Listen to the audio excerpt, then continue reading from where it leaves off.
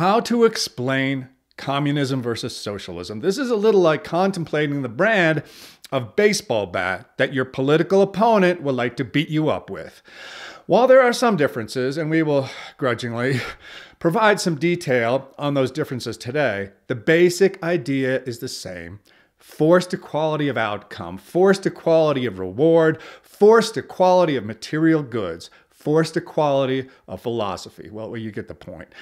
As a practical matter, in all socialist and communist societies, despite the forced equality narrative, there have always been, and always will be, those who are more equal than others.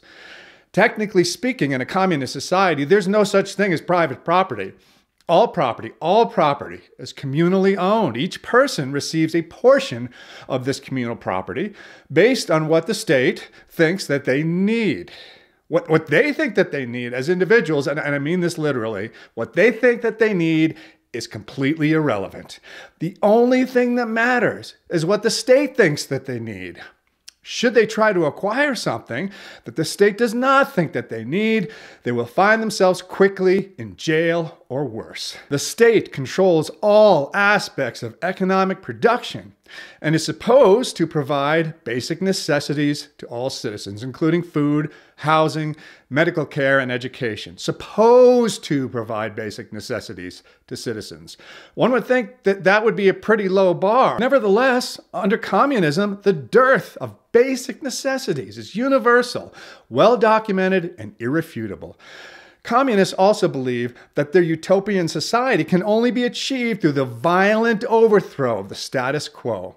Some of them believe, incredibly, that this violent overthrow should occur only after reaping the rewards that capitalism has brought, thinking that they will somehow be able to continue successful economic development despite implementing a system that literally has as its practical goal the destruction of successful economic development. Not the stated goal, of course, but the implied goal based on every communist state that has ever existed. Communism, over the years, has gotten a very well-deserved bad rap. Socialism is nothing more than an attempt to put a friendlier face on the same tired, destructive philosophy that would punish individual accomplishment and initiative while rewarding subservience to the state. Under socialism, citizens can own property. Whoopee!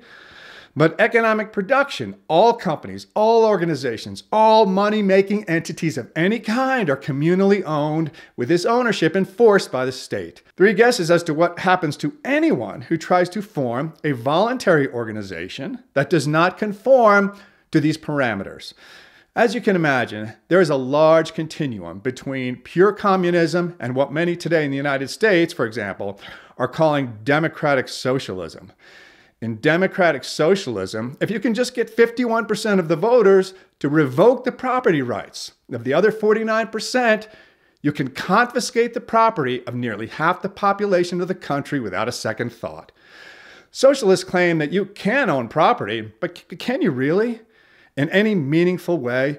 If you're lucky, maybe they'll let you own your own furniture, but heaven forbid, you should have larger aspirations and want to own a money-making organization that is yours, staffed by willing workers who voluntarily enter your employ, that has your vision, follows your priorities, and pursues your objectives. What socialists don't tell you is that the ownership of money-making organizations is what determines whether they will be successful or not. And this is literally what drives our entire economy. How successful are these organizations going to be when they're run by political hacks instead of driven, ambitious, motivated entrepreneurs? One of the dirtiest among dirty little secrets of socialism is that ultimately most advocates of socialism wish to use it as a stepping stone to pure communism, where everything will be owned, controlled, and monitored by the state. Since, without exception, this is a recipe for human misery, suffering, and death, it's not hard to guess why communists and socialists have spent decades trying to rebrand themselves into something that can slip under the intellectual radar of the average college student, or bartender, as the case may be. In the end, differences between communism and socialism are not terribly important to anyone trying to organize a successful society. They both need to be resisted with equal vigilance, because the consequences of not doing so are nothing less than the destruction of what it means to truly be a free human being.